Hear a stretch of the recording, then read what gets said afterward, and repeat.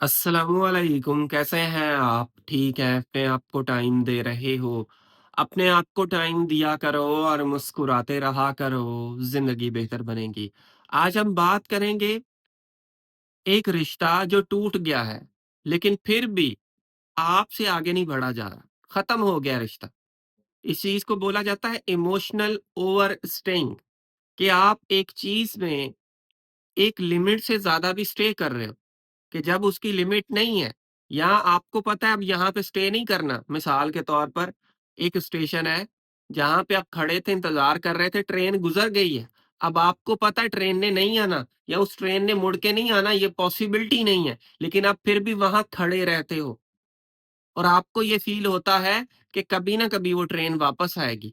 लेकिन जो चीज़ एक डायरेक्शन में चली गई, उसने वापस आना नहीं है। देखो, एक फ़ेक होप होती है आपको, फ़ेक होप।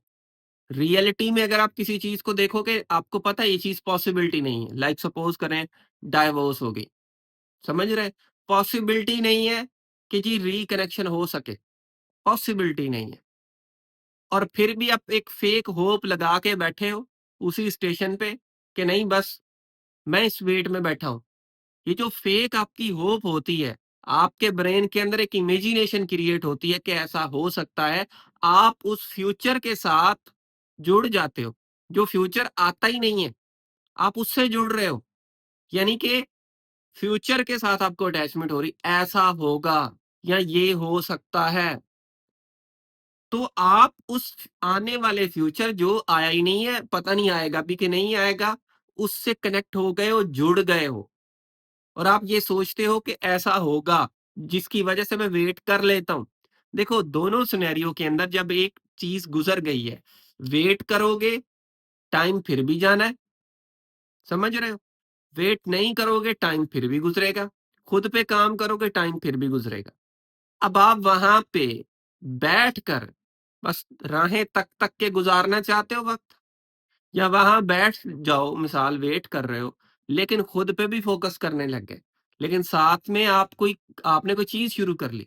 टाइम तो गुजर रहा है, जिसने आना होगा आ जाएगा। अगर आपको लगता है कि एक चीज ने आना है तो आ जाएगा। उधर बैठ के अपने आप को क्यों बर्बाद करें या खराब करें? आपको किसी का वेट है, ठीक है? आप अपने आप को वहां बिठा के क्यों बर्बाद कर रहे हो? क्या कोई आएगा और आपने अपने आप को एक रूम में बंद कर लिया है, एक बेड से आप नहीं उठ रहे कि आएगा। वक्त तो गुजर रहा है, क्यों ना उसको अच्छी चीजों में गुजारें। क्यों ना आज ही मेरी वीडियो देखने के बाद घर से बाहर निकलो, देखो बाहर क्या हो रहा है। आपसे ज्यादा लोग डिप्रेशन में है, आपसे ज्यादा लोग तकलीफ में है, आपसे ज्यादा लोग एंजाइटी का शिकार हैं। जरा देखो जाके, उनके मसले सुनो, वो किस कयामत से गुजर रहे हैं, आपको अंदाजा होगा कि यार वो उनकी क्या कयामत थी। आप पे भी कयामत टूटी है, लेकिन उनकी कयामत आपसे भी बड़ी कयामत है। उस बंदे से पूछो जिसके पास घर चलाने के लिए पैसे नहीं है और वो दर दर ठोकरें खाता है, अपनी इज्जत नफ्स को वो कुचल रहा है कि घर में रोटी लेके आए। उस बंदे से पूछो जिसको सांस नहीं आ रहा, जिसके लंग्स खत्म हो चुके हैं, वो वेंटिलेटर पे है। सोचो, सोचो उसको क्या तकलीफ होगी। उसको सेहत चाहिए। ये बाकी रिश्ते-विश्ते उसके लिए कोई मायना नहीं रखते, मैं गारंटी देता हूँ। जिसको दिल का मसला है, उसका साँस बंद होता है, ज़रा उससे पूछो। जिसके गले में कैंसर है, ज़रा उससे पूछो कि एक निवाला वो खाने की कोशिश करता है लेकिन अंदर नहीं जाता। उसको यहाँ से सुराख करके खाना अंदर डाला जाता है या नाली लगी हुई है खाने की। अंदाज़ा करो उसका क्या दर्द होगा, वो किस कर्ब से गुज़र रहा होगा। और हम सोचते हैं हमारा दुःख ही सबसे बड़ा है और हमने ये दुःख वेट कर के गुज़ारना है बस, इंतज़ार करना है, बैठे हुए हैं। और यही रीज़न है जिसकी वजह से हम अंदर से टूट जाते हैं, अंदर से मुकम्मल ख़त्म हो जाते हैं। हम चाहते हैं कि जी हमारे लिए कुछ हो सके, लेकिन वो नहीं होता।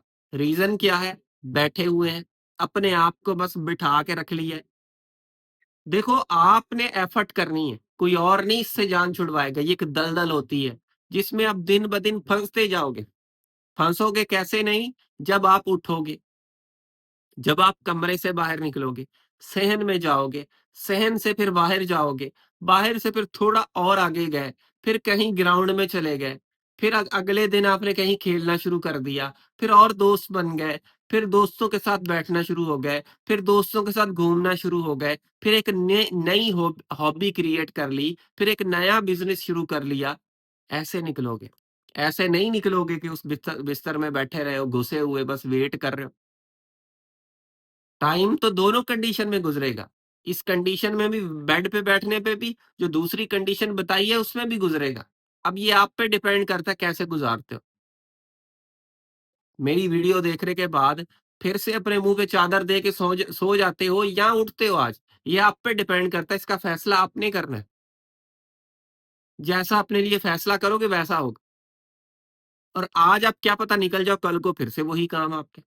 एक दिन चीज़ को फ़ॉलो करने से कुछ नहीं होगा। अपने आप को या अपने आप के साथ वादा करो कि मैं 1 महीना कंटिन्यू सर की बात को फ़ॉलो करूँगा और कुछ भी हो जाए, मैं करूँगा। देखो कैसे आपके मामला सेट नहीं होते, देखो कैसे आपकी चीज़ें ठीक नहीं होती। ये हमने करना है, कोई और आके नहीं करेगा, मैं आपको बार-बार ये बात कह रहा होता हूँ। और इस लूप से निकलो, इस लूप में पड़े रहे, तो ज़िंदगी आपकी मुकम्मल बर्बाद होना शुरू हो जाएगी। और हम अक्सर इस लूप में बैठे रहते हैं। ये लूप चलता रहता है, चलता रहता है, चलता रहता है और ज़िंदगी हमारी जो है ना, बर्बाद होना शुरू हो जाती है। देखो जो हुआ मामला, एक्स, वाई, ज़ेड जो भी हुआ आपके साथ, उससे सीखो कि भाई ये चीज़ ऐसे थी, इससे मैंने ये चीज़ सीखी, दैट्स एंड।